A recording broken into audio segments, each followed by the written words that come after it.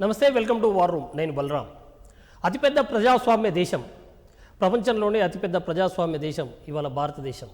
ఇక్కడ ఎలక్షన్స్ జరగబోతూ ఉన్నాయి. ఇవాళ భారతదేశంలో ప్రధానమంత్రిగా ఎవరు కాబోతున్నారు, ఎవరు కావాలి అన్న అంశంలోనే ప్రధానంగా ఎన్నికలు జరుగుతున్నాయి.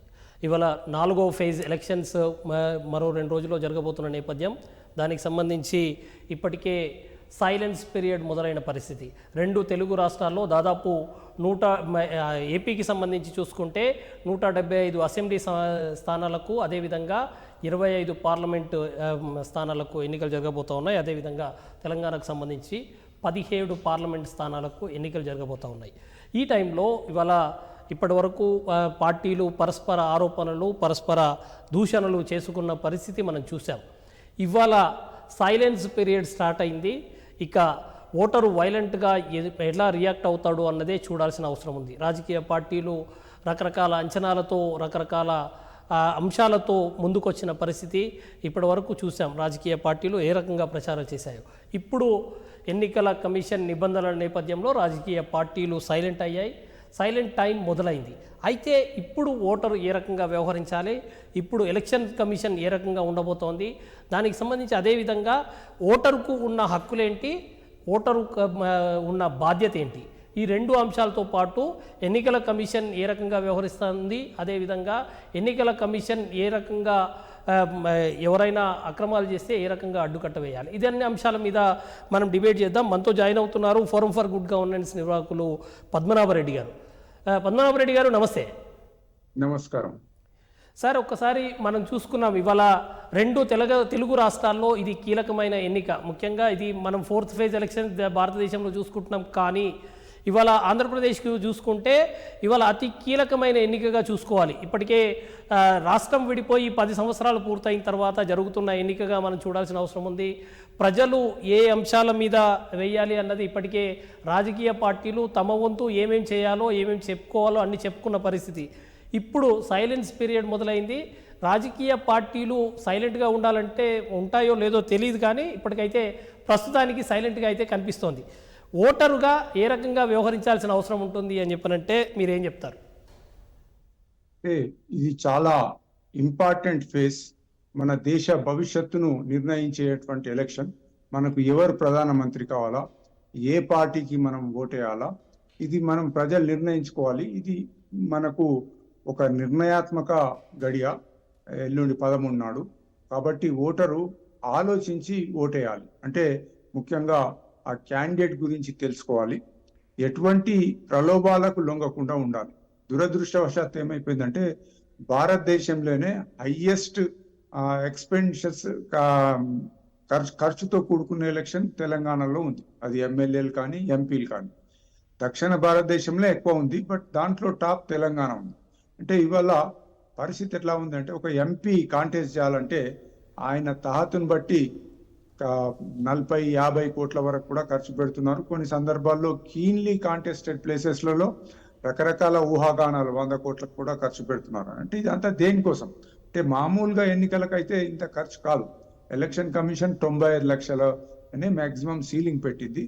ఈ ఖర్చులంతా కూడా కేవలము ఓటర్ను కొనడానికి, ఓటర్ను ప్రలోభ పెట్టడానికి, మద్యానికి, ఇతర ఓటర్కు రకరకాలైన గిఫ్ట్స్ ఇవ్వడానికి ఇలా ఖర్చు పెడతా ఉన్నారు. అంటే ఓటరు ఒక విధంగా ఓటును అమ్ముకుంటున్నాడు. సేలబుల్ కమాడిటీ అయిపోయింది. ఓటు అంటే ప్రజల చేతిలో వజ్రాయుధము, ప్రజలు దేశ భవిష్యత్తును డిసైడ్ చేసేది అని చెప్తున్నా కానీ దురదృష్టంగా ఇది ఈ మాదిరిగా చాలా, అంటే 2 తెలుగు రాష్ట్రాల్లో ఓటర్లు అమ్ముకుంటున్నారు. ఓటు ఆ క్యాండిడేట్ యొక్క శక్తిని బట్టి డబ్బు పంచుతా ఉన్నారు. ఇది ఇక్కడ ఎలక్షన్ కమిషన్ తన డ్యూటీలో ఫెయిల్ అయిందనే చెప్పొచ్చు.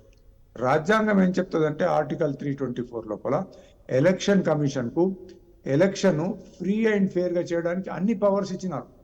ఈ యొక్క ఏదైతే ఎలక్షన్ పీరియడ్ ఉంటుందో, అంటే ఎలక్షన్ నోటిఫికేషన్ నుంచి కౌంట్ అయ్యి డిక్లరేషన్ ఆఫ్ రిజల్ట్స్ వరకు మొత్తము ఆ రాష్ట్రంలో ఉన్నటువంటి అధికార గణం అంతా కూడా ఎలక్షన్ కమిషన్ కిందికి వస్తుంది. అంటే ఇంత పవర్ ఉన్నా కానీ వీళ్ళు ఫ్రీ ఎలక్షన్స్ చేస్తున్నారు, దాంట్లో సందేహం లేదు. ఎక్కడ కానీ పోలింగ్ బూతులు క్యాప్చర్ కావడము, కొట్లాటలు జరగడం లేదు. ఎప్పుడో ఒకప్పుడు ఎప్పుడో ఉండే, కానీ ఇప్పుడు టెక్నాలజీ బాగా డెవలప్ అయింది. ఆ బూత్ క్యాప్చరింగ్ అటువంటివి లేవు. కాకపోతే ఫెయిర్ ఎలక్షన్ కావడం లేదు. ఫెయిర్ ఎలక్షన్స్ అంటే ఓటర్లు ఎటువంటి ప్రలోభానికి లొంగకుండా, డబ్బులకు ఆశపడకుండా స్వచ్ఛందంగా అక్కడికి వెళ్ళి ఓటు వేసి రావడం అన్నది జరుగుతలేదు, అంటే తక్కువ ఉంది. ఇంకోటి ఏంటంటే ఓటర్ యొక్క పర్సంటేజ్, మనం పోలింగ్ పర్సంటేజ్ తీసుకుంటే గ్రామాల్లో 95% పోలింగ్ ఉంది. గ్రామాల్లో అందరు ఓటేస్తున్నారు.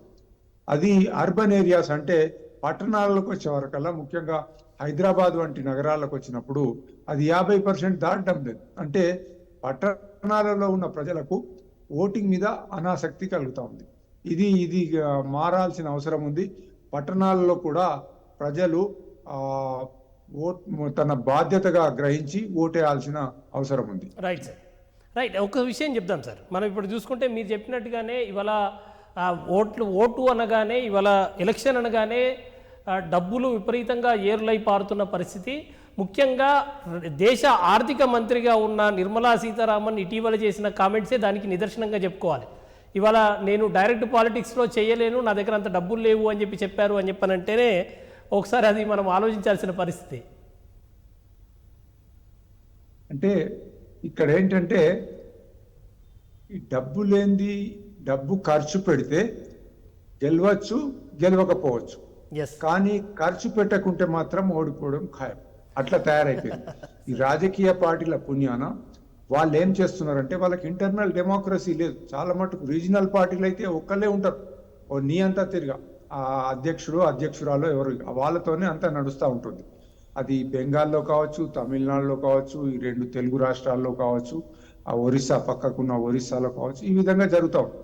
వాళ్ళు ఏం చేస్తారంటే ఉనికిని కాపాడుకోవడానికి, అంటే ఏ విధంగానైనా ఎన్నికల్లో గెలవాలంటే ఏం చేయాలా, గెలుపు గుర్రాల వేట ఉండాలి. కులాల మీద, మతాల మీద డబ్బు ఖర్చు పెట్టడము, ఆ దృష్టి పెట్టుకొని వాళ్ళు టికెట్స్ ఇస్తున్నారు. సో ఇది ఫస్ట్ స్టెప్ ఇక్కడ తయారవుతుంది. తర్వాత ప్రజలు వీళ్ళకు ఓటేసినాక మళ్ళీ మాకు 5 ఏళ్ళు మా దిక్కు చూడరు కాబట్టి వాళ్ళు దబాయించి పైసలు తీసుకుంటున్నారు. ఒకసారి మునుగోడు బై ఎలక్షన్లో ఆ గ్రామస్తులే నో మనీ నో ఓట్ అని ప్లకార్డ్స్ పెట్టుకొని రోడ్ల మీద కూర్చున్నారు. ఇంకా కొన్ని గ్రామాల్లో ఈ మహిళలు ఏం చేసినారంటే పక్క గ్రామంలో 3,000 రూపాయలు ఇచ్చినారు, మాకంతా కూడా 1,000 రూపాయలు ఇచ్చినారు కాబట్టి రస్తా రోకోలు చేసినారు. దీని మీద మేము ఆ ఫొటోస్ అన్ని తీసి ఎలక్షన్ కమిషన్ పంపినాం. అయ్యా ఇట్లా జరుగుతుంది, మీరు ప్రజల మీద కూడా కేసులు బుక్ చేయండి. ఎవరైతే డబ్బు అడుగుతారో, ఎవరైతే ఈ రాస్తా రోకోలు చేస్తారో వాళ్ళు మహిళలు కానీ పురుషులు కానీ కేసులు బుక్ చేస్తే వేరే వాళ్ళు అట్లా అడగారు. ఇప్పుడు ఏమైందంటే సబ్ చెల్తా ఏమి కాదు, మనం డబ్బు తీసుకొని ఓటేయాలా, డబ్బు ఇవ్వకుంటే ఓటేయద్దు, ఆ పరిస్థితికి వచ్చింది. ఇప్పుడు ఇవాళ పోలింగ్ ముగిసే 48 గంటల మొదలు ఎలక్షన్ క్యాంపెయిన్ ఆగిపోవాలి. మీరు చెప్పినట్టుగా మూతపడిపోతుంది మొత్తం. ఏమి ఇది చేయడానికి, మైకులు పెట్టడానికి లేదు, తిరగడానికి లేదు. కాకపోతే క్యాండిడేట్లు కావాలంటే ఇంటింటికి పోయి ప్రచారం చేసుకోవచ్చు, కానీ ఈ ఆర్భాటం అంతా ఏముండదు. అంటే కూలింగ్ పీరియడ్, ప్రజలు ఆలోచించుకోవడానికి ఇప్పుడే నడుస్తుంది అంతా. ఇవాళ రాత్రి రేపు రాత్రి హంగామా ఉంటుంది పైసలు పంచేది. ఈ ఎలక్షన్ కమిషన్ ఏం చేస్తుంది, ఫెయిర్ ఓటింగ్ కావాలా కాబట్టి మన పోలీసు వాళ్ళు, పక్క రాష్ట్రాల పోలీసు వాళ్ళు తెచ్చి 1,00,000 పైన పోలీసు వాళ్ళని పెట్టి ఫ్లయింగ్ స్క్వాడ్స్ అన్నారు, చెక్ పోస్టులు అన్నారు, వాళ్ళ పని వాళ్ళు చేస్తున్నారు. కానీ ఎక్కడ తప్పు జరుగుతుందంటే, ట్రాన్స్పోర్ట్ లోపల పైసలు పట్టుకుంటే ఆ పైసలు ఎవరివి అని గుర్తించి ఆ వ్యక్తిని కూడా అక్యూజ్డ్ చేయాలి. మేము 2014, 2019 లోపల బుక్ అయిన కేసులు చూస్తూ ఉంటే ఎక్కడ కూడా క్యాండిడేట్ పేరు లేదు. మామూలుగా వర్కరో లేకుంటే వాళ్ళ ఫ్యాక్టరీలో పౌల్ట్రీ ఫామ్లో పనిచేసేవాడో డబ్బులు పంచుతుంటే వాడిని పట్టుకున్నాం. ఎప్పుడైతే కేసు కోర్టుకు పోయిందో కోర్టులో వీగిపోతున్నాయి, ఎందుకంటే వాడు చెప్తున్నాడు నాకేం తెలియదు అంటున్నాడు. సో ఇక్కడ పోలీస్ వాళ్ళు కూడా తప్పు జరుగుతూ ఉంది. అది చాలాసార్లు మేము ఎలక్షన్ కమిషన్కు నోటీస్కు తెచ్చినాం. ఎవరి డబ్బు, ఇప్పుడు ఒక వర్కర్కు ఇగో పలాని వాడ లోపల ఇగో ఇంతమంది ఓటర్లు ఉన్నారు అని ఒక లిస్ట్ ఇచ్చి డబ్బు ఇచ్చి పంపితే పట్టుకుంటే అప్పుడు క్యాండిడేట్ మీద కూడా కేసు బుక్ చేయాలి. అలా జరగడం లేదు.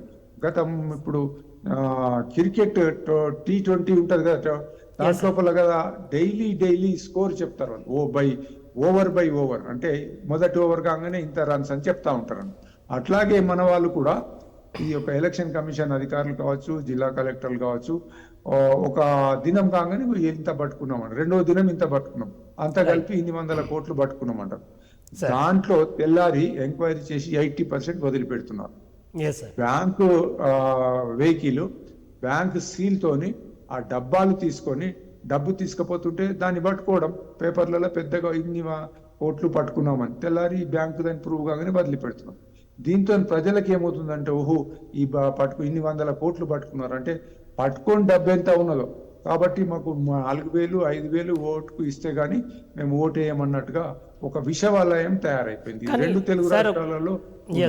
సార్ ఒక్క విషయం మనం మాట్లాడుకోవాలి. ఇప్పటిదాకా మీరు అన్నారు ఎవరైనా డబ్బులు డిమాండ్ చేస్తే, మునుగోడు లాంటి సంఘటన వస్తే ప్రజల మీద కూడా కేసులు పెట్టాలి. కానీ ప్రజలంతా కొంత అమాయకత్వం ఉంటుంది సార్. అంత పేదరికంలో ఉన్న వాళ్ళు జనరల్గా జరిగేదంతా కూడా పేదల దగ్గరే ఇటువంటి పరిస్థితి వస్తుంది. మనం ఒక్క మునుగోడులోనే కాదు, అంతకంటే ముందు జరిగిన ఎన్నికల్లో కూడా చాలా చోట్ల మాకు డబ్బులు ఇవ్వలేదు, మాకు డబ్బులు ఇస్తే కానీ ఓట్లు వేయము అని చెప్పేసి జనాలు ధర్నాలు చేసిన సిచ్యువేషన్ మనం చూసాం. వాళ్ళంతా కూడా పేదలు ఉంటారు. కానీ వీళ్ళను ప్రేరేపిస్తున్న శక్తులు ఇవాళ రాజకీయ పార్టీలు, ప్రతి పార్టీ నాయకుడు బయటకు వస్తాడు, పబ్లిక్ మీటింగ్ పెడతాడు, పక్క పార్టీ వాడు డబ్బులు ఇస్తాడు, వాడు అక్రమంగా దోచుకున్నాడు, అవి మీ పైసలే మీరు తీసుకోండి, వాడు ఇచ్చేదాకా వాడు వెంబడిపడండి అని చెప్పేసి వీళ్ళందరినీ రెచ్చగొడుతున్నారు. ఇది ఈ రకమైన దాన్ని ఏమైనా మానిటర్ చేసి దాన్ని కట్టడి చేసే విధంగా ఏదైనా వ్యూహం ఉంటే బాగుంటుందేమో అన్నది, ఈ రకంగా ఎలక్షన్ కమిషన్కి ఏమైనా సజెషన్ ఇస్తే బాగుంటుందా? అంటే ఇది మీరు అన్నది కొంతవరకు నిజము. బట్ ఇంకొకటి ఇక్కడ ఏంటంటే పాయింట్, పేదలే డబ్బులు తీసుకున్నారని కాదు. టీచర్స్ కాన్స్టిట్యుయెన్సీ ఎమ్మెల్సీ లోపల సెల్ ఫోన్స్ తీసుకున్నారు.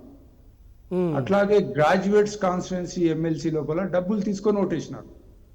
అందరూ బాగా డబ్బున్న వాళ్ళే, కానీ వాటిగా వస్తుంది ఎందుకు వదిలిపెట్టాలన్నట్టుగా జరిగింది. పేదలకు తీసుకుంటున్నారు, బట్ మనం పేదలు అంటే కూడా కరెక్ట్ కాదు. అందరూ డబ్బు తీసుకునే వాళ్ళు అందరూ తీసుకుంటా ఉన్నారు. కాబట్టి ఈ డబ్బు తీసుకునేవాడు కూడా కొంచెం అంత భయం ఉంటే, ఎన్నికల్లో నేను నా ఓటు అమ్ముకున్నట్టయితే నా మీద కేసు అవుతుంది అన్న కొద్దిగా భయం ఉంటే కొంచెం తగ్గవచ్చు. దీని మీద ఎలక్షన్ కమిషన్ ఆలోచించాలి. ఈ డీటెయిల్స్ అన్ని మేము ఎలక్షన్ కమిషన్ రెగ్యులర్ గా పంపుతా ఉన్నాం. కాకపోతే ఢిల్లీలో ఏదో తెలంగాణకి వెళ్ళి ఏదో ఒకటి వచ్చింది, ఒక స్వచ్ఛంద సేవా సంస్థ పంపింది అని పక్కకు పెట్టేస్తున్నాం. ఎస్ సార్, మీరు చాలా సీరియస్ గా వర్క్ చేస్తున్నారు దీని మీద. దీని చాలా ప్రతి కేసు, ప్రతి పోలీస్ స్టేషన్ కు ఆర్టీఐ కింద ఉత్తరం రాసి ప్రతి పోలీస్ స్టేషన్ 2014లో ఎన్ని కేసులు బుక్ అయినాయి అన్నది ఇప్పుడు మా సిస్టంలో ఉంది. అట్లాగే 2018లో ఉంది. ఇవి అన్ని తీసి ఇగో ఈ 2014లో ఇన్ని కేసులు బుక్ చేసినారు, కానీ ఏమీ కావడం లేదు. ఏదైతే చీఫ్ ఎలక్టరల్ ఆఫీసర్ ఉన్నాడో ఎన్నికల తర్వాత ఎస్పీస్తో కూర్చొని దీని మీద కేసులు త్వరితగతిన కంప్లీట్ అయ్యేటట్టుగా చేస్తే భయం ఉంటుంది. క్యాండిడేట్స్ ఇంతవరకు ఒక్క క్యాండిడేట్ మీద కేసు బుక్ కాదు. డబ్బులు అయితే పంచుతా ఉన్నారు, క్యాండిడేట్సే పంచుతారు, ఇంకా ఎవరు పంచుతారు? వాళ్ళ మీద కేసులు ఎందుకు కావడం లేదన్నది ఒకటి. ఇక రెండవది, ఒక వాతావరణం ఏం ఏర్పడ్డదంటే ఎన్నికలనగానే మా ఊరికి ఇది కావాలా అది కావాలా. కొన్ని సందర్భాల్లో బైకాట్ చేసినారు. ఎందుకంటే మా ఊరికి రోడ్ లేదు కాబట్టి మేము బైకాట్ చేస్తున్నాం. అది సమర్థించాల్సిందే, మంచిగా చేస్తున్నారు వాళ్ళు. అంటే ఓటింగ్కు పోయినప్పుడు ఆ ఓట్లు వేసిన తర్వాత మళ్ళా మన రాజకీయ నాయకులు కనబడటం లేదు. దాన్ని దృష్టిలో పెట్టుకొని మేము ఓటే చేయమని చెప్పడం పత్రికలలో, టీవీ ఛానల్స్లలో వస్తా ఉంది. సో అది కొంతవరకు ఇదే, కానీ మాకు డబ్బులు ఇవ్వలేదని చెప్పి బైకాట్ చేసింది మాత్రం ఎటువంటి పరిస్థితుల్లో సమర్థనీయం కాదు. రైట్ సార్, ఇంకొక విషయం చూసుకోవాలి. ఇప్పుడు మీరు అన్నట్టుగా ఈ 48 అవర్స్ సైలెన్స్ పీరియడ్ చూసుకుంటే, ఈ 48 అవర్స్లోనే మద్యం పంపిణీ విపరీతంగా జరుగుతుంది. అలవాటు ఉన్నోడు లేనోడు అందరూ తాగి రోడ్ల మీద పడుతున్న పరిస్థితి. నిజంగా వీళ్ళు తాగి రేపు నిర్ణయాలు తీసుకొని ఒక ఓటు వేయాలని చెప్పి అనుకుంటే అది జెన్యూన్ నిర్ణయం తీసుకుంటాడా? తమాషా ఏంటంటే అందరికీ తెలిసినా కానీ ఎవరు దీన్ని పట్టించుకోవడం లేదు. ఎలక్షన్ కమిషన్ ముఖ్యంగా 24 గంటలు రేపటి నుంచి ఎల్లుండి సాయంత్రం దాకా వైన్ షాపులు బంద్ అన్నారు. అంటే వాడు ఆనాడు కొనుక్కొని ఆనాడు తాగుతాడు. ఈ పొలిటికల్ పార్టీస్ అన్ని ఇప్పటికే ఎక్కడికక్కడ స్టోర్స్ పెట్టుకొని ఉన్నాయి, కొనుక్కొని పెట్టుకున్నారు. ఇప్పుడు దుకాణాల బీర్లు దొరుకుతలేవని అప్పుడప్పుడు టీవీ ఛానల్స్లో వస్తున్నారు. సో మేము అడిగింది ఏంటంటే, నామినేషన్ ఫైనల్ నామినేషన్ అయిపోయి ఓటర్ లిస్ట్ పెడతారు కదా, అప్పటి నుంచి ఉదాహరణకు మన తెలంగాణ రాష్ట్రం లోపల 29th 30th లిస్ట్ పెట్టినారు, ఫైనల్ లిస్ట్. Yes, అంటే ఈ 13 దినాల లోపల మీరు వైన్ షాప్స్ బంద్ చేయండి. ఏమీ కాదు, ప్రపంచానికి కాదు, రాష్ట్రానికి ఏమి కాదు. కరోనా అప్పుడు 1 month బంద్ ఉన్నాయి. ఈ 13 దినాల గిట్ట మనము వైన్ షాపులు బంద్ చేస్తే కొంచెం ఎఫెక్ట్ ఉంటుంది. లేనట్టయితే ఒక దినం అంటే అది అనవసరమైనది. అది ఒక దినము ఆ వైన్ షాపులు బంద్ చేసినంత మాత్రాన ఎటువంటి ఎఫెక్ట్ ఉండదు. కానీ మీలాంటి వ్యక్తులు, మాలాంటి వ్యక్తులు, ఏదైనా సమాజం మంచి కోసం కోరుకున్న వ్యక్తులు 13 రోజులు బంద్ చేస్తే నష్టం లేదనుకుంటాం. కానీ ఇవాళ ఆర్థికంగా ఆదుకుంటుంది, ఇవాళ రాష్ట్రాన్ని నడుపుతుంది కనుక పాలకులు ఆ లైన్లో ఆలోచించే అవకాశం ఉందా? దురదృష్టం ఏంటంటే మన బడ్జెట్ సార్ ఈ మద్యాన్ని అమ్ముకొని నడిపించే స్టేజ్ కు తీసుకొచ్చుకున్నాం మనం. అనవసరంగా ఖర్చులు పెట్టి 10 ఏళ్ళు తెలంగాణ రాష్ట్రం ఏర్పడిన తర్వాత 10 ఏళ్ళు ఉచితాలని మొత్తము బడ్జెట్ అంతా దానికే పెట్టేసినాం. ఆంధ్ర రాష్ట్రంలో కూడా అదే జరుగుతూ ఉన్నది. ఆ డెవలప్మెంట్ ఏమీ లేదు. ఈ యొక్క అప్పులు తర్వాత ఈ మద్యం ఇటువంటి వాటి మీదనే డబ్బులు నడుస్తుంది. అంటే మద్యము ఒక 13-15 దినాలు బంద్ చేస్తే రాష్ట్రం నడవదంటే ఇక అంతకంటే సిగ్గుచేటు ఏం లేదు. పాలకులు సిగ్గుపడాల. మద్యంతోనే మేము నడిపిస్తాము, మద్యంతోనే డెవలప్మెంట్, మద్యంతోనే అవసరం లేదు. వాళ్ళు చేసే ఖర్చులు తగ్గించుకోవాలి. అనవసరమైనటువంటి ఇప్పుడు తెలంగాణలో బతుకమ్మ చీరలు అన్నారు, ఎవరు అడగలేదు. ఓట్ల కోసం అంటే అక్కడ ఆ గ్రామంలో స్కూల్ అవసరం ఉన్నది, లేదా ఉన్న స్కూల్ బాగా చేసుకోవాలి, దానికి డబ్బులు ఇవ్వరు. ఎందుకంటే స్కూల్కు ఓట్ లేదు. అదే ఆ పైసలు ఆ ఊరు లోపల చీరలు పంచితే చీరలు తీసుకున్న వాళ్ళు ఓటేస్తారు. ఇది తయారైపోయింది. ఇప్పుడు పెళ్లిళ్లకు కళ్యాణ లక్ష్మి, షాద్ ముబారక్ అన్నారు, ₹1,00,000 ఏదో ఇస్తున్నారు. మళ్ళా ఇప్పుడు ఏదో బంగారం ఇస్తామంటారు. అది కొద్దిగా ఆపచ్చు, అది పెళ్లిళ్లకు అవసరమే కావచ్చు, కానీ అది ప్రియారిటీ కాదు. మాకు ప్రియారిటీ ఏంటంటే చక్కగా హాస్పిటల్స్ కావాలి. పేదలు జబ్బు పడ్డప్పుడు ఎంతో డబ్బు ఖర్చు పెట్టి అప్పుల పాలవుతున్నారు. కరోనా అప్పుడు చూసినాం, పుస్తే పూసాలు అమ్ముకోవాల్సిన పరిస్థితి ఏర్పడింది. ప్రతి ఏరియా లోపల ఒక మంచి హాస్పిటల్, నాణ్యమైన విద్య ఇవ్వండి. పేదలు ఇప్పుడు ఎందుకంటే డబ్బున్న వాళ్ళే ఎట్లాగూ కార్పొరేట్ స్కూళ్ళలో చదువుకుంటారు. కానీ ప్రభుత్వ స్కూళ్ళలో నాణ్యమైన విద్య ఇచ్చినట్టయితే ఒక 10-15 years లోపలనే మొత్తం అట్టడుగు వర్గాలంతా డెవలప్ అవుతాయి. అలా చేయక ప్రియారిటీ ఇంకొకటి ఏంటంటే ఇన్ఫ్రాస్ట్రక్చర్ డెవలప్ చేసుకోవడం. అలాగే ఎంప్లాయ్మెంట్ కోసం ఏదైనా ఇండస్ట్రీస్ పెట్టినప్పుడు ఎంప్లాయ్మెంట్ జనరేట్ చేసే ఇండస్ట్రీస్కి ప్రిఫరెన్స్ ఇచ్చి, ఒక కుటుంబం నుంచి ఒక ఉద్యోగం దొరికిందంటే ఇవన్నీ అవసరం లేదు. కానీ ఇప్పుడు కేంద్ర ప్రభుత్వం ఏం చేస్తుంది, ₹5 కిలోల బియ్యం ఫ్రీ అన్నారు. ఆడికి ఇవ్వకుండాలి కదా. మళ్ళీ దాంట్లో రాష్ట్ర ప్రభుత్వం మేము 1 కిలో ఇస్తామని ఇప్పుడు కుటుంబానికి 6 కిలోలు. పోటా పోటీలు పడి ప్రభుత్వ ధనాన్ని వృధా చేస్తున్నారు. ఏదైతే ఈ సంక్షేమ పథకాలు ఉన్నాయో కావాలి, ఎందుకంటే పేద దేశము, చాలా మంది పేదలు. కానీ అది అవసరమా కాదా ఏమి లేదు. డబ్బు కుమ్మరిచ్చుడు అనమాట. అట్లా చేయడం వల్ల ట్యాక్స్ పేయర్స్ ఇవాళ రేపు వాయిస్ రేజ్ చేస్తున్నారు. మేము కట్టిన ట్యాక్స్ మరి ఏమవుతుంది. ఇట్లా సంక్షేమ పథకాల పేరు మీద అభివృద్ధిని పక్కన పెట్టి ఎక్కువ మటుకు సంక్షేమ పథకాలకే ఇస్తున్నారని చెప్పి. ఇప్పుడు హైదరాబాద్ నగరం చూస్తే మనం ఇంటి పన్ను కడతా ఉన్నాం, అది ఎటుపోతా ఉన్నది ఇంటి పన్ను. మొన్న వేసవి కాలంలో 1 గంట వర్షం పడ్డదో లేదో ట్రాఫిక్ జామ్లు ఎక్కడికక్కడ ఇదంతా అయిపోతుంది హైదరాబాద్ నగరం. సాయంత్రము మేఘాలు వచ్చినాయంటే భయం పడతా ఉన్నది, బయటకు వెళ్ళి ఎప్పుడు ఇంటికి చేరుకుంటామని. మరి డబ్బంతా ఎట్టుపోతున్నది, అందరు కడుతున్నారు. మొన్న ఖాళీ ఏప్రిల్ నెలలో మీరు ఇంటి ట్యాక్స్ కట్టినట్టయితే 5% రిబేట్ అంటే 800-900 కోట్లు డబ్బు కట్టినారు. ప్రజలు లా అబైడింగ్ గా వాళ్ళు పన్నులు కడతా ఉన్నారు, కానీ అదంతా కూడా వేస్ట్ అయిపోతుంది. ఈ ఉచితాలు అని చెప్పేసి ప్రజలను సోమరిపోతులు చేస్తూ ఉన్నారు. ఇది మారాల్సిన పరిస్థితి ఉంది. రైట్ సార్ ఇంకొక విషయం మనం మాట్లాడుకోవాలి. గతంలో కూడా ఒక చర్చ జరిగింది, ఏదైతే పథకాలు అనౌన్స్ చేస్తున్నారో అది వయబులా, నిజంగా చేస్తారా, చేయడానికి వాళ్ళ దగ్గర ఉన్న ఫైనాన్షియల్ ప్లానింగ్స్ ఏంటి, అసలు ఆ రాష్ట్రానికి సంబంధించిన ఆర్థిక పరిస్థితి ఏంటి, ఆ రాష్ట్రంలో ఇంప్లిమెంట్ చేయగలుగుతారా ఇవి, లేకపోతే అప్పులు తెస్తారా, అప్పులు తెస్తే ఎట్లా కడతారు, ఇటువంటి విషయాల్లో ఒక ప్రాపర్గా ఒక ప్రజెంటేషన్ రాజకీయ పార్టీలు ముందుకు తీసుకురావాలి అన్న ఒక చర్చ జరిగింది. ఇది ఎట్లా ఉండదు, ఇప్పటి వరకు అటువంటి డెసిషన్ ఏం జరిగినట్లేదు. దీని మీద మేము స్టడీ చేసినాము. ఆ స్టడీ చేసి 2 రిప్రజెంటేషన్స్, ఒకటి రైతు బంధు మీద, రెండోది దళిత బంధు మీద. రైతు బంధు మంచి ప్రోగ్రామ్, అది ఇష్యూ చేసేటప్పుడు ఒక జీవో ఇచ్చినారు. ఏమన్నారంటే రైతు బంధు అన్నది ఇన్పుట్ సబ్సిడీ, అంటే ఒక రైతు విత్తనాలు కొనుక్కోవడానికి, ఎరువులు కొనుక్కోవడానికి, పురుగు మందులు కొనుక్కోవడానికి డబ్బు ఉండదు, అప్పు చేస్తాడు. కాబట్టి ప్రభుత్వమే ఇచ్చినట్టయితే బాగుంటుంది, చాలా మంచిది.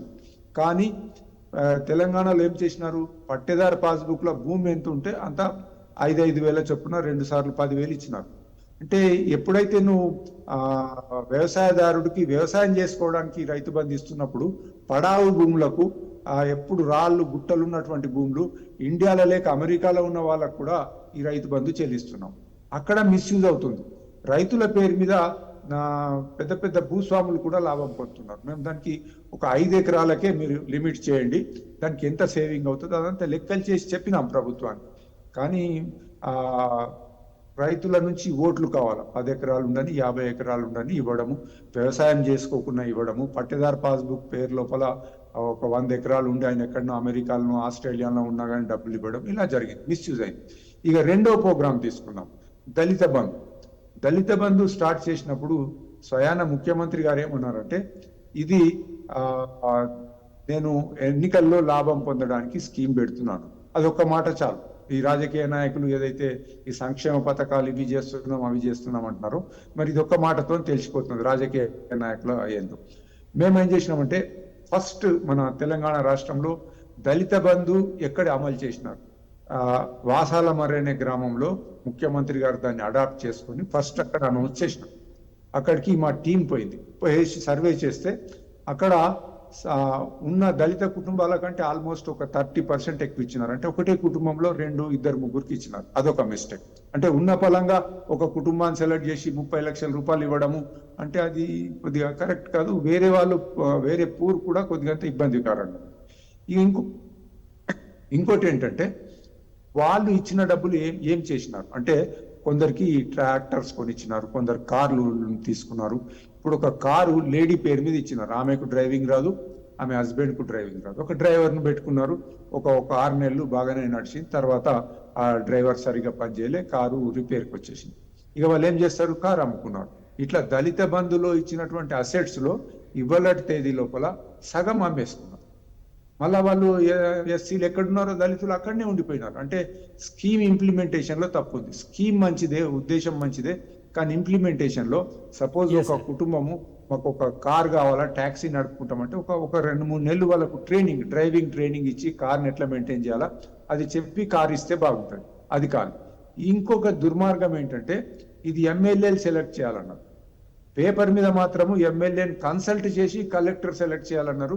కన్సల్టెంట్ అర్థం ఎమ్మెల్యే పర్మిషన్ తీసుకోవాలని ఇండైరెక్ట్ దాని అర్థం అదమ్మా. సో ఎమ్మెల్యేలు కొందరు ఏం చేసినారు, 2 లక్షలు 3 లక్షలు ఇస్తే గానీ నేను దళిత బంధు రికమెండ్ చేయను. వీళ్ళు సపోజ్ చేసి 2-3 లక్షలు ఇచ్చినారు. ఇప్పుడు దళిత బంధు ఆగిపోయింది, వాళ్ళు అబో దెబ్బో మొత్తుకుంటున్నారు. 3 లక్షల రూపాయలు నేను వడ్డీ కోసం అని తెచ్చినాను, ఏం చేయాలని. ఇట్లా మంచి స్కీములు కూడా దెబ్బతింటున్నాయి. ఇది రాజకీయ నాయకులు దురుద్దేశంతో కేవలము ఓట్ల కోసం అని చేసింది. ఇప్పుడు మన తెలంగాణ రాష్ట్రంలో సుమారుగా ఈ దళిత బంధు అంతా ప్రోగ్రామ్ చేయాలంటే 1,70,000 కోట్లు కావాలి. అంటే అది కేవలం ఒక క్యాస్ట్. మరి ట్రైబల్స్ ఉన్నారు, బీసీలలో కూడా చాలా మంది పూర్ ఉన్నారు. ఇట్లా పైసలు కుమ్మరించుకుంటా పోతే లాభం లేదు. దళిత బంధు కూడా రివ్యూ చేసి మొత్తం ఊరందరికి ఇచ్చే బదులుగా ఉద్యోగస్తులకు కూడా పేదవాళ్లకు, ఇప్పుడు ఒక దళిత కుటుంబము మేము డైరీ ఫామ్ పెట్టుకుంటామంటే మొదలు ఎక్కడైనా ఒక 2-3 నెలలు ట్రైనింగ్ ఇవ్వండి. వాళ్ళకి ట్రైనింగ్ ఇచ్చి ఎట్లా పెంచాలన్నది ఇచ్చేయండి. అట్లాగే poultry form training is a must. Skill development కావాలా. వాళ్ళు ఏమైతే కోరుకున్నారో అది వాళ్ళు మేనేజ్ చేసేటట్టుగా ఉన్నప్పుడు తప్పేం లేదు, సాయం చేయొచ్చు. ఇలా కాకుండా ఆదరబాదరగా ఇచ్చినారు. అట్లాగే గొర్రెల పెంపకం కూడా ఆదరబాదరగా ఇవ్వడం, అంతా ట్రబుల్ రావడం జరిగింది. మోస్ట్ ఆఫ్ ది సంక్షేమ పథకాల పేరు మీద తెలంగాణ ప్రభుత్వం గత 10 ఏళ్ల లోపల చాలా మటుకు ఫెయిల్ అయిపోయినాయి. అక్కడక్కడ కొన్ని సక్సెస్ అయి ఉండొచ్చు, బట్ చాలా మటుకు అనుకున్న రిజల్ట్స్. కానీ సార్, మనం ఇక్కడ అదే ఒక కీలకమైన పాయింట్ ఏంటంటే, ఇవాళ రాజకీయ పార్టీలను ఫిక్స్ చేయలేమా? ఇవాళ నువ్వు ఏదైతే హామీ ఇస్తున్నావో అది హామీ ఇంప్లిమెంట్ చేయడానికి నీకున్న ఫైనాన్షియల్ ప్లానింగ్ ఏంటి? ఆ రాష్ట్రం ఉన్న అది తెలంగాణ కావచ్చు, ఆంధ్రప్రదేశ్ కావచ్చు, ఇంకో రాష్ట్రం కావచ్చు, ఆ రాష్ట్రంలో ఉన్న ఆర్థిక పరిస్థితి, ఆ రాష్ట్రంకు ఉన్న ఆర్థిక పరిస్థితి ఏంటి? వీళ్ళు చెప్తున్న పథకాలు ఎట్లా ఇంప్లిమెంట్ చేస్తారు, ఎంత ఖర్చు అవుతుంది, ఇది ఖచ్చితంగా ఒక బాండ్ పేపర్ మీద ఒక రాసి ఇవ్వడము, ఒక కమిట్ అవ్వడము, రేపు అది ఫెయిల్యూర్ అవుతే కనుక దానికి బాధ్యత వహిస్తూ ఆ పార్టీ విడ్రా అవ్వడము, లేకపోతే ఆ రకంగా మనం ఏమైనా ఫిక్స్ చేయడానికి ఎలక్షన్ కమిషన్ ఎటువంటి నిర్ణయాలు తీసుకుంటే బాగుంటుంది? ఎలక్షన్ కమిషన్ కు దీంట్లో రాజకీయ పార్టీల మీద కంట్రోల్ లేదు. కాకపోతే సుప్రీంకోర్టులో కేసు వేసినారు దీని మీద.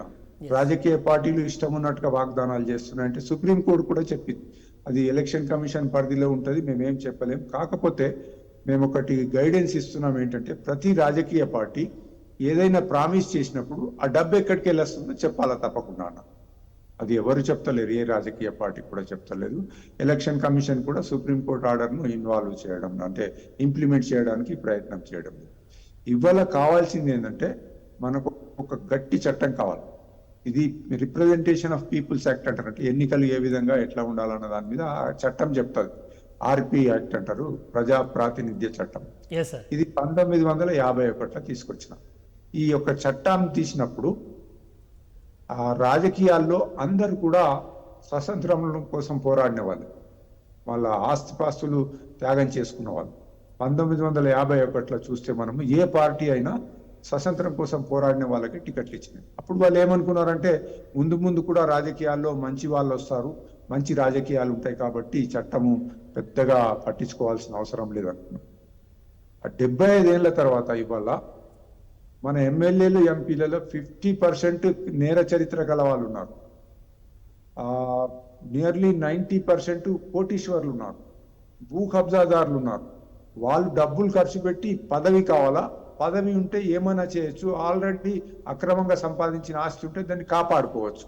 ఇది నడుస్తూ ఉంది. సో 1951లో తయారైనటువంటి రిప్రజెంటేషన్ ఆఫ్ పీపుల్స్ యాక్ట్ కు చాలా అమెండ్మెంట్స్ కావాలి, కొత్త చట్టం రావాలి. ఇవాళ పరిస్థితిలో ఏదైతే ఈ యొక్క నేర చరిత్రలు పార్లమెంట్లో అసెంబ్లీలో పోతున్నారో వాళ్ళు చొరబడకుండా చట్టం రావాల్సిన అవసరం. రైట్ సార్, ఈ విషయంలో ఇంకా మీరు చూసుకుంటే ఇప్పటికే ఎవరైతే నేర చరిత్రలు ఉన్నారో వారందరి డీటెయిల్స్ ఇవ్వాలని చెప్పి ఇప్పటికే కొన్ని మార్పులు వచ్చాయి. కొంతవరకు అంటే గతంలో ఎన్నికలతో పోలిస్తే ఇప్పటికైతే కొంత మార్పు అయితే కనబడుతుంది. ఎన్నికల సంఘం చాలా టైట్ చేసింది. ఎవరి మీద అయితే కేసులు ఉన్నాయో, ఎవరికైతే ఆస్తులు ఉన్నాయో, ఏ ఆస్తులు ఉన్నాయో అవన్నీ కూడా బయట పెట్టాలని చెప్పేసి కొంతవరకు అఫిడవిట్లు పెట్టడము, ఆన్లైన్లో అందుబాటులో ఉండడము, కొంతవరకు చూడడానికి ఒక వ్యక్తి, ఒక సామాన్యుడు ఇక్కడ మా ఏరియాలో కంటెస్ట్ చేస్తున్న అభ్యర్థి ఆయన ఆర్థిక పరిస్థితి ఏంటి, ఆయన దగ్గర ఉన్న ఆస్తులు ఏంటి, ఆయన ఎంత సంపాదించుకున్నాడు, ఆయన మీద ఉన్న కేసులు ఏంటి చూసుకునే అవకాశం అయితే కనబడుతుంది. నిజంగా జనాలంతా ఇది ఫాలో అవుతున్నారా?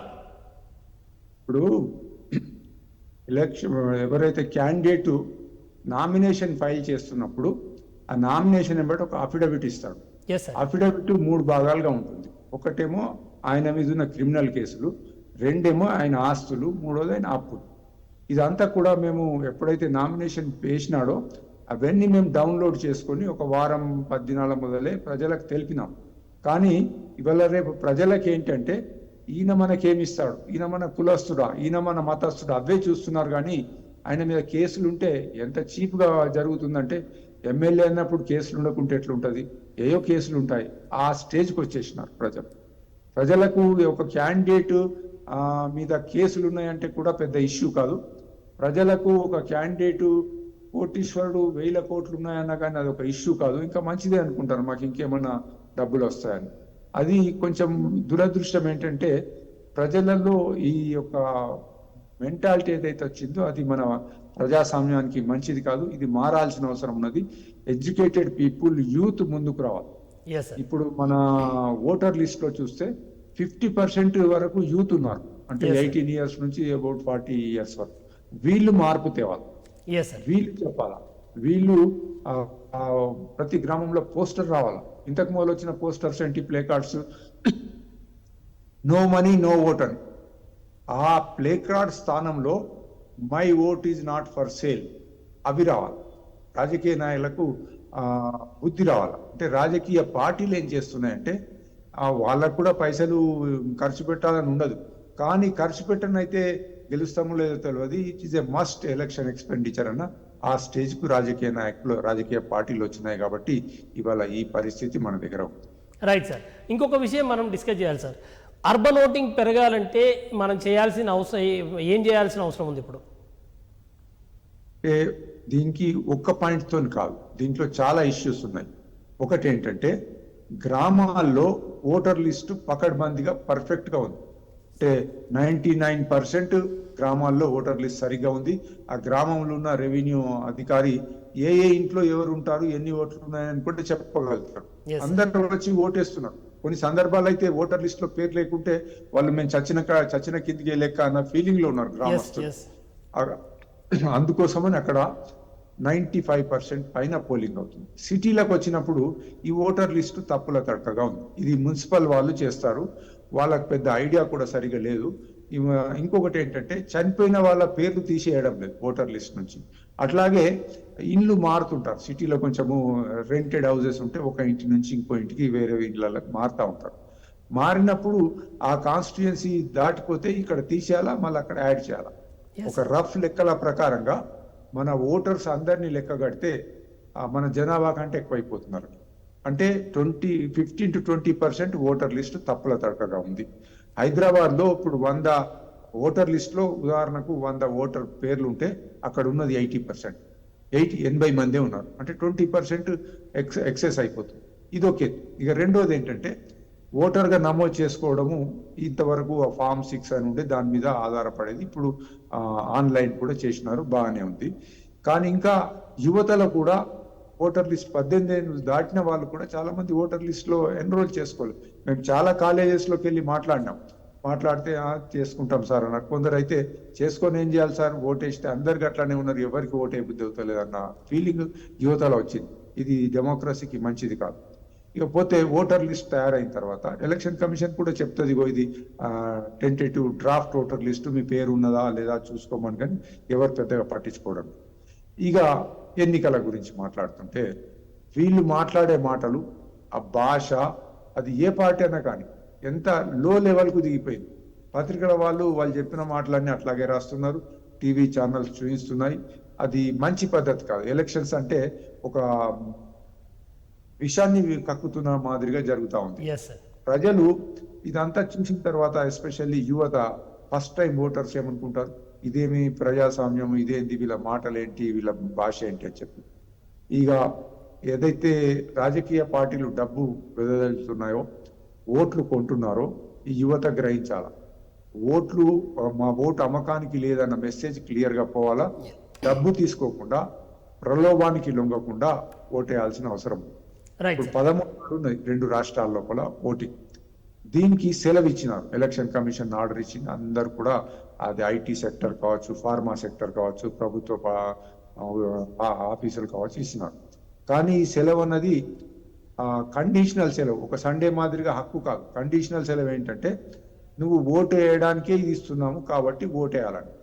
ఇప్పుడు చాలా మటుకు ఐటీ సెక్టర్ లో ఎలక్షన్ కమిషన్ వాళ్ళు ఏం చేసినారు, కొంచెం సరిగా చూసుకోలే. 3 దినాలు కంటిన్యూస్ హాలిడేస్ వచ్చేటప్పటికి ఎలక్షన్ పెట్టినారు. 11 సెలవు ఉంది, 12 సెలవు ఉంది, 13 కూడా సెలవు. చాలా మంది సిటీలో నుంచి బయటకు వెళ్ళిపోయే పరిస్థితులు ఉన్నాయన్నమాట. ఇదొకటి తప్పిస్తే మన ఫార్మా సెక్టర్ కానీ ఐటీ ఇండస్ట్రీ ముఖ్యంగా ఈ 13th నాడు మీరు కంపల్సరీ ఓటేయాలా. మేము సెలవు ఇచ్చింది మీరు ఇంట్లో కూర్చోవడానికో లేదో అవుటింగ్కో కాదు, ఓటేయడానికి. కాబట్టి 14 నాడు మీ వేలు మీద గుర్తు చూపించినప్పుడే 13 సెలవు అని మేము అనుకుంటాం. లేనట్టయితే ఇది ఏమంటారు, లాస్ ఆఫ్ పే మీద మీకు అవుతుంది. సర్క్యులర్ అంటే దాన్ని ఇంప్లిమెంట్ చేయడం కొద్దిగా ఇబ్బంది ఉంటుంది. అయినా ఒక సర్క్యులర్, ఒక మెసేజ్ పోవాలి. మీద మేము ఎలక్షన్ కమిషన్ రిక్వెస్ట్ చేసినాము, కానీ వాళ్ళు పెద్దగా ఇచ్చేయలేదు. ఢిల్లీలో ఒక ఎక్స్పెరిమెంట్ జరిగింది. ఏంటంటే పెట్రోల్ బంక్ది పెద్ద అసోసియేషన్ అది ఢిల్లీలో. వాళ్ళంతా మీటింగ్ పెట్టుకొని ఎవరైతే ఓటేసి వచ్చి నేను ఓటేసిన అని చేతు గుర్తు చూపిస్తే లీటర్ మీద రూపాయి తక్కువ చేస్తామన్నారు. ఇంప్లిమెంట్ చేసినారు, కొంచెం డెవలప్ దానికి ఇంప్రూవ్ అయిందని చెప్తా ఉన్నారు. అది ఇక్కడ కూడా చేయొచ్చు. మనం అడిగితే ఆ ఎలక్షన్ కమిషన్ వాళ్ళు అడిగినట్టయితే మీరు ఇలా చేయండి అంటే బహుశా ఒప్పుకోవచ్చు వాళ్ళు. అట్లాగే మాల్స్ లోపల, హోటల్స్ లోపల, ఇంక్లూడింగ్ వైన్ షాప్ లో తెల్లారి 14 నాడు, ఇప్పుడు 13కి అయిపోతే 14 నాడు వైన్ షాప్ లో ఓపెన్ అవుతాయి. మార్కు చూపిస్తే ఒక 10 20 మీరు తక్కువ చేస్తామంటే కొంచెం అంత ఇన్సెంటివ్ రావచ్చు అని నేను అనుకుంటున్నాను. కాకపోతే ప్రజల్లో మార్పు వచ్చి ఓటు నా భవిష్యత్తు నిర్ణయిస్తుంది, నా పిల్లల భవిష్యత్తు నిర్ణయిస్తుంది, ఓటేయాలి, నా ఒక్క ఓటేస్తే ఏమవుతుంది అని అనుకోకుండా ఓటేసినప్పుడే పోలింగ్ శాతం పెరుగుతుంది. లేనట్టయితే ఈ 3 దినాలు సెలవులు పట్టుకొని అంతా సిటీ నుంచి ఉద్యోగస్తులు బయటకు పోతే మళ్ళా అదే 45-50%కే వస్తుంది. Yes sir. ఇంకొక విషయం సార్, ఇప్పుడు ఫోరం ఫర్ గుడ్ గవర్నెన్స్ నడుపుతున్న వ్యక్తులుగా మీరు కొంత డైరెక్షన్ ఇవ్వాల్సిన అవసరం ఉంది. దీని మీద కొంత వర్క్ చేశారు కనుక ఇవాళ గత 45 రోజులుగా ఏదైతే ప్రచారం జరిగిందో విపరీతమైన ఎమోషన్స్ పెంచేశారు. ఇటు తెలంగాణ రాష్ట్రంలో, అటు ఆంధ్రప్రదేశ్ రాష్ట్రంలో జనాల మధ్య విపరీతమైన ఎమోషన్స్ పెంచేశారు. ఒక వ్యక్తి ఒక పార్టీ అంటే కులం తీసుకొస్తే ఒక పార్టీ మతం తీసుకొచ్చింది, ఇంకొక రకమైన ఎమోషన్స్ పెంచారు, ఉచితాల ఎమోషన్స్ పెంచారు. ఈ జనం ఓట్లు వేసేటప్పుడు ఎటువంటి ఆలోచన విధానంతో ఉండాలి? ఈ ఎమోషన్స్కి పూర్తిగా దూరంగా ఉండి ఏ రకమైన ఆలోచనతో ఓటుకు పోతే బాగుంటుంది అన్నది మీరేం చెప్తారు? ఈ యొక్క వ్యక్తి మంచివాడు కావాలా, పార్టీ సిద్ధాంతాలు కూడా బాగుండాలి. అప్పుడే మంచివాడికి మనం ఓటేయాలి. లేదు కొన్ని సందర్భాల్లో ఎందుకో 3 క్యాండిడేట్స్ అక్కడ ఉంటే 3 మీద కూడా మీకు ఇష్టం లేకుంటే నోటా కన్నా వేసిరండి, కానీ ఓటు మాత్రం వేయండి. నాకు ఆ 3 నచ్చుతలేరు క్యాండిడేట్స్ ఎందుకు పోవడం ఎందుకు అని చెప్పి ఇంట్లో కూర్చోవాలి. మీరు ఓటు వేస్తలేరంటే మీ బాధ్యత మర్చిపోతున్నారు. ఒక పౌరుడిగా మీకు ఓటు వేయాల్సిన బాధ్యత ఉంది. చాలా మట్టుకు హక్కులు అడుగుతాము, ఫండమెంటల్ రైట్స్ అంటాము, హ్యూమన్ రైట్స్ అంటాము, ఏమేమో అంటాము. ఓకే, అవన్నీ కావాలి. కానీ మీరు ఓటు వేయకుండా మాకు రోడ్ బాగాలేదు, మాకు మంచినీళ్ళు వస్తలేవు, లేదా మేము మా దేశం లోపల ఇంకా ఎకానమీ స్ట్రాంగ్గా లేదు, పట్టి మాటలు గాలి మాటలు పేపర్లో చదువుకొని ముచ్చట్లు పెడితే అది మంచి పద్ధతి కాదు. మీరు ఓటు వేయనప్పుడు మీరు మీ బాధ్యతను విస్మరిస్తున్నారన్న ఆలోచన ఉండాలా. ఓటు తప్పకుండా అందరూ వేసి మన డెమోక్రసీని కాపాడుకోవాలా. మంచి వాళ్ళు పార్లమెంట్లో కూర్చుంటే మనకు మంచిగా ఎకానమీ బాగుపడుతుంది, దేశ రక్షణ ఇదవుతుంది. ఇప్పుడు మన భారతదేశంకు 2 పక్కల దుర్మార్గులే ఉన్నారు, అటు చైనా ఇటు పాకిస్తాన్. మనకి ఎప్పుడైనా కానీ ప్రమాదమే ఉంటుంది. మంచి ప్రభుత్వం రావాలా, మన డిఫెన్స్ బాగుపడాలా, మన ఫారిన్ రిలేషన్స్ విదేశాలతో సంబంధాలు బాగుండాలా, తర్వాత మన ఎకానమీ బాగుండాలా, ఉద్యోగాలు రావాలా, ప్రైజెస్ తక్కువ కావాలా. ఇవన్నీ కావాలనంటే మంచి వారిని చూసి ఎన్నుకున్నట్టయితే అప్పుడు వస్తాయి. లేనప్పుడు ఇంకొకటి ఏంటంటే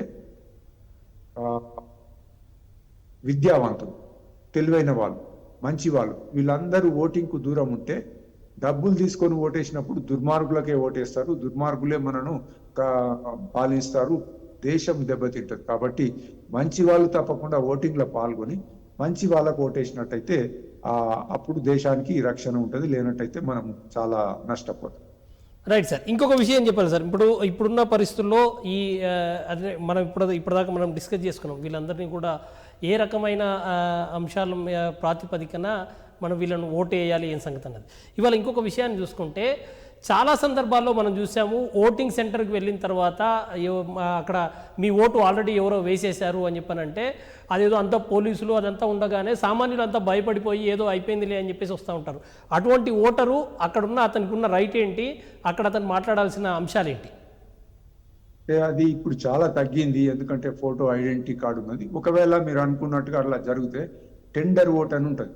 ఈయన ప్రూవ్ చేసుకోవాలి, నేను పలాని పలాని గ్రామము అదంతా ప్రూవ్ చేసుకున్నట్టయితే ఆయనకు కూడా ఓటు వేయడానికి అధికారం ఇస్తారు. కాకపోతే దాన్ని టెండర్ ఓట్ కింద కన్సిడర్ చేస్తారన్నమాట.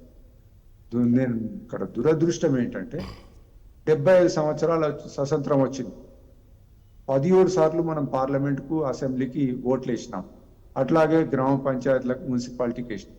ఇప్పుడు కూడా మనము ప్రజలను అయ్యా మీరు పోయి ఓటు వేయండి అనే పరిస్థితి ఉన్నదంటే మనం ఏమనుకోవాలా, విచారించాల్సిన విషయమే. మొదటిసారో రెండోసారో 1951లో ఫస్ట్ ఎన్నికలు అయినప్పుడు అంటే అది 57 ఎన్నికలు నేను చూసినాను. చక్కగా గ్రామాల్లో అయితే ఆ బండ్లు కట్టుకొని ఆ రంగురంగుల బట్టలు కట్టుకొని ఓట్ల పండుగ అనుకుంటా చేసినారు. మరి ఈ విద్యావంతులకు ఏమైంది? ఇంట్లో కూర్చొని లెక్చర్లు ఇవ్వమంటే చాలా ఇస్తారు, ఈ పార్టీ బాగాలేదు, ఆ పార్టీ బాగాలేదు, ఈ రాజకీయ నాయకుడు కరప్ట్ అని. మరి ఆ కరప్టర్లను దించడానికి మీకు 5 ఏళ్ళకి ఒకసారి టైం వస్తుంది కదా, అటువంటిప్పుడు చేయొచ్చు కదా మీరు. అది చేయడం లేదు. అంటే ఈ డెమోక్రసీ కొంచెము భారతదేశంలో అనుకున్నంతగా సక్సెస్ కావాలా, ఇంకా ముందుకు రావాలా. స్వచ్ఛంద సేవా సంస్థలు కానీ, ఎలక్షన్ కమిషన్ కానీ, టీవీ ఛానల్స్ కానీ అయ్యా మీరు పొండ్రి ఓటు వేయండి, ఓటు ఒక పవిత్రమైంది వజ్రాయుధము, ఇవన్నీ చెప్పాల్సిన అవసరం లేదు. ఇప్పుడు చెప్పేది 75 సంవత్సరాల స్వతంత్రం వచ్చి 17-18 సార్లు మీరు ఓట్లేసి ఇంకా ఇది అంటే ప్రజల్లోనే ఒక స్తబ్దత నెలకొన్నది. ఎవరుకి ఏ ఓటేస్తే ఏంది మాకేంది అన్నట్టుగా సిటీలో ముఖ్యంగా చదువుకున్న వాళ్ళు ఓటు వేయడం లేదంటే వాళ్ళు దేశానికి అన్యాయం చేస్తున్నట్టుగా నేను ఫీల్ అవుతాను. రైట్ సార్, ఫైనల్గా ఒక మాట చెప్పండి సార్. ఇప్పుడు ఓటింగ్ కంపల్సరీ చేసే అవకాశం ఏమైనా ఉందా? చేస్తే వచ్చే ఇష్యూస్ ఏంటి? మీరు దాని మీద గతంలో కూడా కొంత పని చేసినట్టున్నారు కదా, అసలు ఎట్లా దాన్ని ఓటింగ్ కంపల్సరీ చేస్తే మనకు వచ్చే సమస్యలు ఏమైనా ఉన్నాయా? ఏం చేసే అవకాశం ఏమైనా ఉందా? చాలా కష్టం. ఓటింగ్ కంపల్సరీ చేయలేము. ఇవాళ ఆయన CEO కూడా అన్నాడు ముందు ముందు కంపల్సరీ పరిస్థితులు రావచ్చని. అది రాజ్యాంగంలో నా ఇష్టం, నేను ఓటింగ్ పార్టిసిపేట్ చేయనంటే నన్ను ఎవరు బలవంత పెట్టలేరు. కాకపోతే కొన్ని దేశాల్లో, ఆస్ట్రేలియా దేశంలో ఏం చేసినారంటే ఫస్ట్ టైం ఓటు వేయకుంటే ఏదో ఫైన్ ఏదో ఉంది, సెకండ్ టైం అయితే పౌరసత్వమే తీసేస్తున్నట్టుగా కొద్దిగా స్ట్రిక్ట్ గా ఆస్ట్రేలియా ఇంకా కొన్ని దేశాల్లో ఉంది. ఇక స్కాండినేవియన్ కంట్రీస్ లో అయితే ఏంటంటే ప్రసూతులన్నీ హాస్పిటల్లో జరుగుతాయి. హాస్పిటల్ వాళ్ళే డేట్ ఆఫ్ బర్త్ చొప్పున ఎలక్షన్ కమిషన్ కు పంపుతారు. వాళ్ళు ఇగో మీకు పలానా నాడు నువ్వు పుట్టినావు, 18 ఏళ్ళు దాటింది, నీకు ఓటు హక్కు వచ్చింది, పలాని బూత్ లోపల నీ ఓటు వేయాలని చెప్పి లెటర్ పంపుతారు.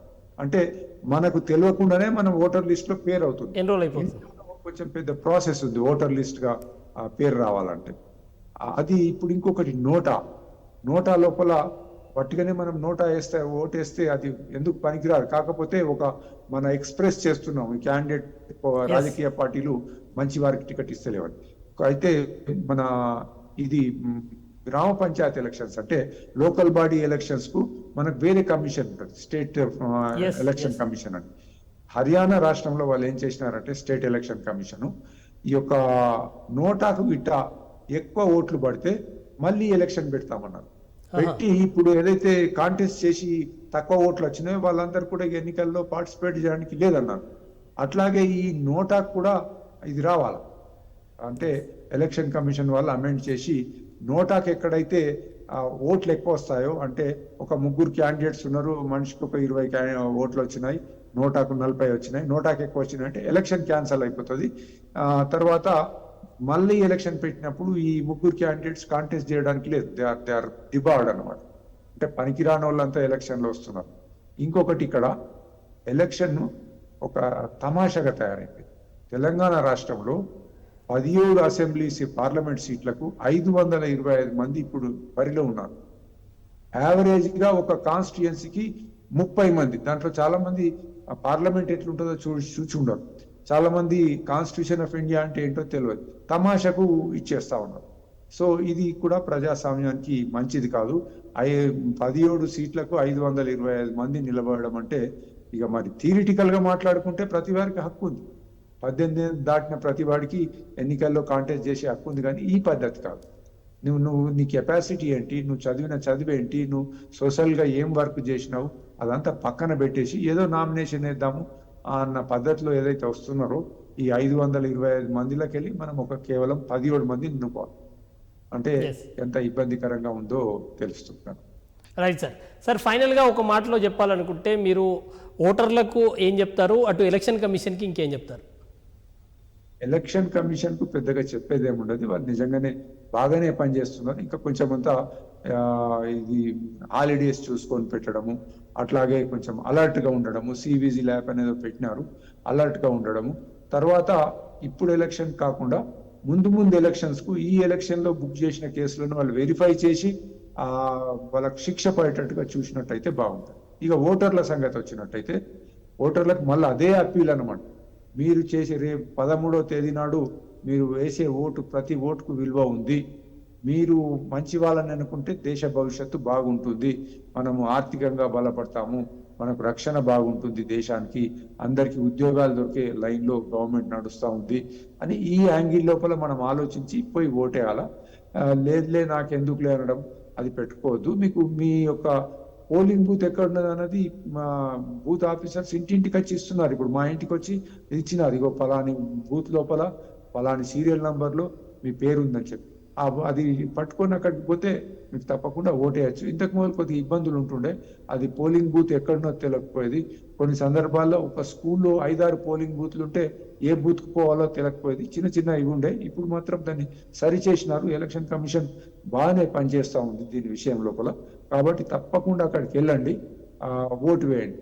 సినిమాలకు పోతే గంట 2 గంటలు లైన్లో నిలబడతాం, కానీ అక్కడ పోలింగ్ ఓటు వేయడానికి ఒక ½ అవర్ స్పెండ్ చేస్తే మనకి ఏదో పెద్ద మెహర్బానీ చేసినట్టు ఫీల్ కావద్దు. తప్పకుండా ఓటు వేయండి. Right sir, thank you sir, మీ వాల్యుబుల్ టైం కేటాయించినందుకు thank you very much. So మొత్తం మీద ప్రపంచంలోనే అతిపెద్ద ప్రజాస్వామ్య దేశంలో ఇవాళ పాలకులను ఎన్నుకునేందుకు జరుగుతున్న ఎన్నిక అత్యంత కీలకమైన ఎన్నిక సందర్భంగా ఓటర్లకు హక్కులే కాదు ఇవాళ బాధ్యతలు కూడా ఉన్నాయన్న విషయం గుర్తుంచుకోవాల్సిన అవసరం అయితే కనిపిస్తోంది.